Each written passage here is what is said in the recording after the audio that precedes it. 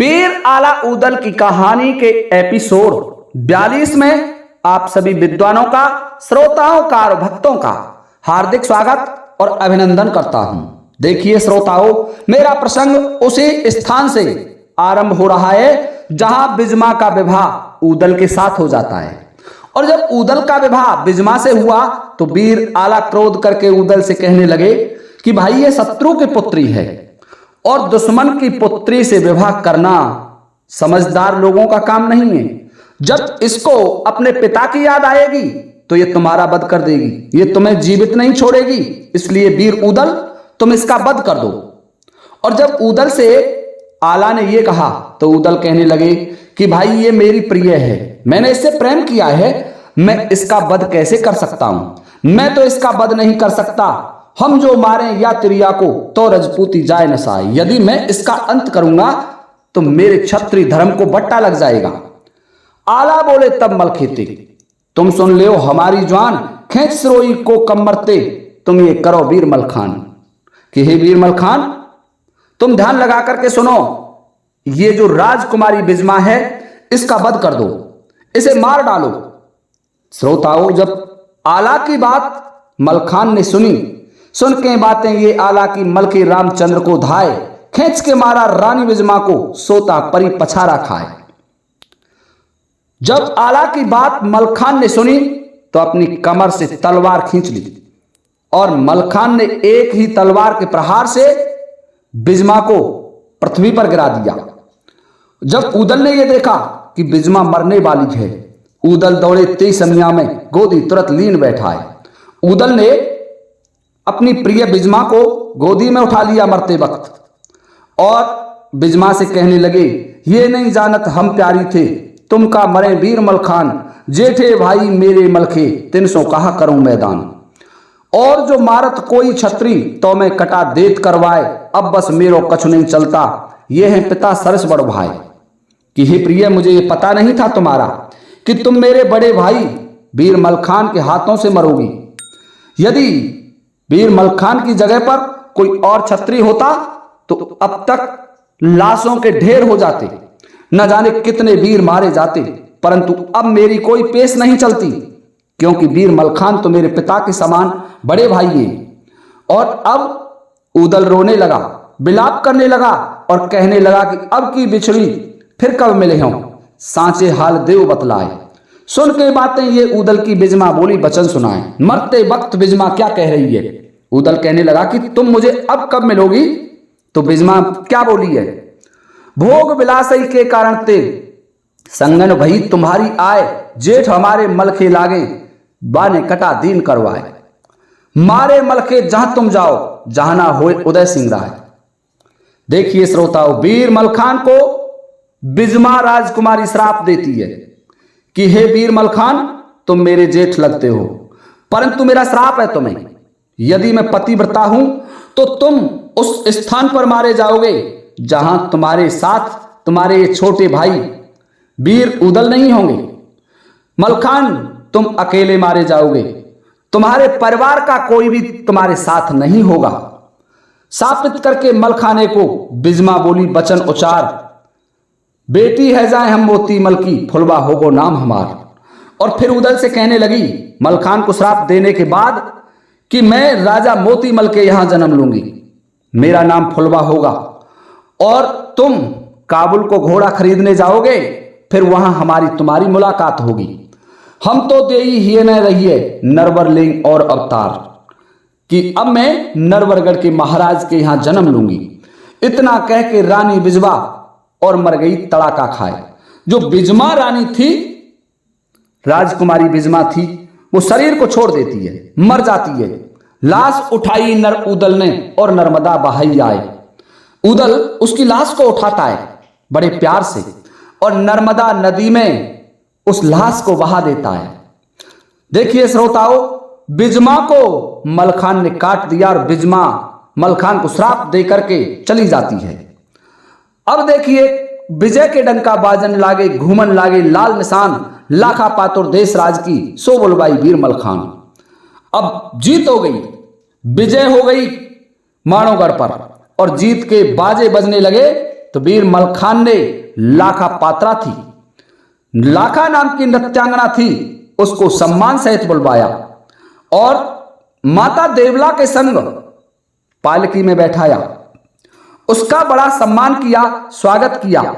Zone सिपाही रहे महोबे के आला तुरंत लीन बुलवाए, साल दुसाला काऊ दीनों काऊ बड़ा दीन डरवाए।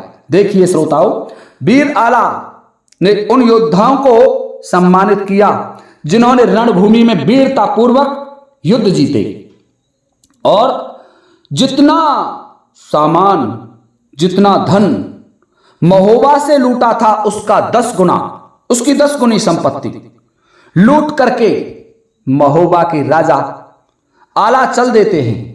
महोबा के मांडलिक राजा आला अपनी सेना को कूच का आदेश दे देते हैं। श्रोताओं, जितनो करिया ले आवाता ताते 10 गुण अधिक बढ़ाए, आला लेके होशियारी ते बोले माते शीस नवाए। अब आला बीच मार्ग में चल आ जाते हैं, बबरी वन को पार कर जाते हैं, तो अपनी माता देवला से कहने लगे कि हे माता, ये सामान, ये धन जिसमें आधा भाग बौना चोर का है, बौना चोर अपने आप ले जाएगा और शेष माल महोबे के राजकोष में जमा कराना होगा और मैं अपने दादा दशराज को लेकर के, इनकी अस्थियों को लेकर के, अस्थियों का विसर्जन करने के लिए मैं जा रहा हूं काशी को। हुक्म जो पामे महतारी को मल के साथ बनारस जाएं। मैं और मलखान दोनों बनारस को जाना चाहते हैं और हम वहां दादा का पिंडदान करेंगे। डरे खुपरिया हम फल्गु में, तुम हु कूच देव करवाए। सुन के बातें ये आला की माता बार बार बल जाए। अपने पुत्र की बात सुनकर के माता देवला अपने पुत्र की वीरता की सराहना करने लगी। श्रोताओं, इधर वीर आला और मलखान तो चल देते हैं काशी के लिए, अपने पिता के क्रियाकर्म करने के लिए, और उधर संपूर्ण फौज को लेकर के वीर उदल, तलनसी राय, ढेवा चल देते हैं गढ़ महोबा के लिए। 17 दिन की मंजिल करके सब दल अटा महोबे आए, बाजे डंका एहतंका के शंका वंका को विसराए। देखिए श्रोताओं, 17 दिन की मंजिल करने के बाद, क्योंकि माणोगढ़ और महोबा के बीच की दूरी थी वो 17 दिन की थी। 17 दिन का सफर करने के बाद समस्त महोबा के वीर जवान महोबा में आ जाते हैं और महोबा के बाहर आकर के आतशी प्रसन्नता व्यक्त कर रहे हैं। सभी अपनी अपनी प्रसन्नता में आतिशबाजी चला रहे हैं। उस जमाने की आतिशबाजी हो सकता है कुछ अलग रही हो। कम्मर छोड़े कोई छत्री को कहे राम को नाम।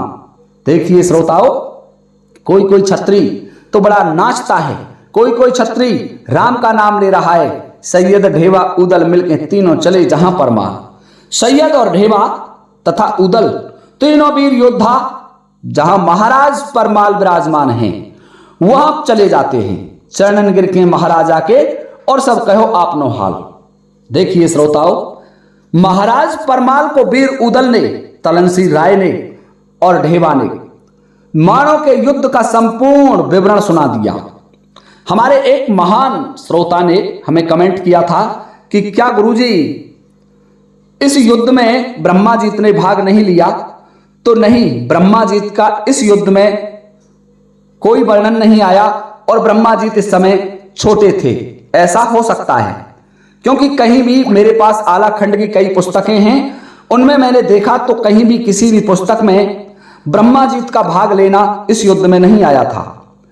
श्रोताओं, सैयद और ढेवा महाराज परमाल को संपूर्ण युद्ध का हाल बता रहे हैं और उधर जो उदल थे वो महाराज को प्रणाम करने के बाद जहां महारानी मलहना थी, मलहना के पास चले।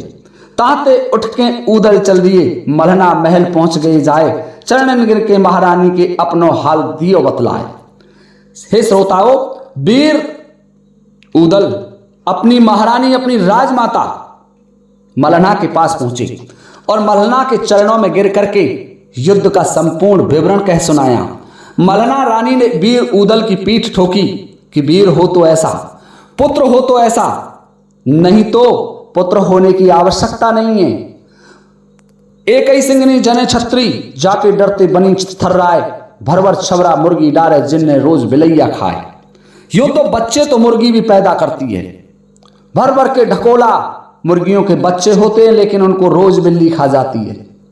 और एक ही केहरी का जन्म होता है सिंघनी के गर्भ से, जिसके डर से वन थर्रा जाता है। तो ऐसा पुत्र होना चाहिए। रानी मल्हना वीर ऊदल की बड़ी प्रशंसा करती है। श्रोताओं, उधर वीर मलखान और वीर आला अपने पिता के क्रिया कर्म के बाद, पिंडदान करने के बाद वह बहुत दान दिया, ब्राह्मणों को दक्षिणा दी और वहां से चल देते हैं महोबा के लिए। श्रोताओं, इस तरीके से मानवगढ़ को जीतने के बाद समस्त महोबा का दल प्रसन्नता पूर्वक महोबे में आ जाता है। घर घर में खुशी मनाई जा रही है। और जो राजा परमाल थे, राजा परमाल की वीरता में 4 चांद लग गए। राजा परमाल प्रसन्न हो गए कि अब मुझे चिंता नहीं रही, अब मेरा दोबारा से इस भारतवर्ष पर डंका बजेगा विजय का। अब जितने क्षत्रिय राजा हैं जिन्होंने मुझसे बैर किया है, जिन्होंने मेरे वीर योद्धाओं को मारा है, उन सभी को गिन गिन के मारूंगा। ये राजा परमाल सोच रहे हैं।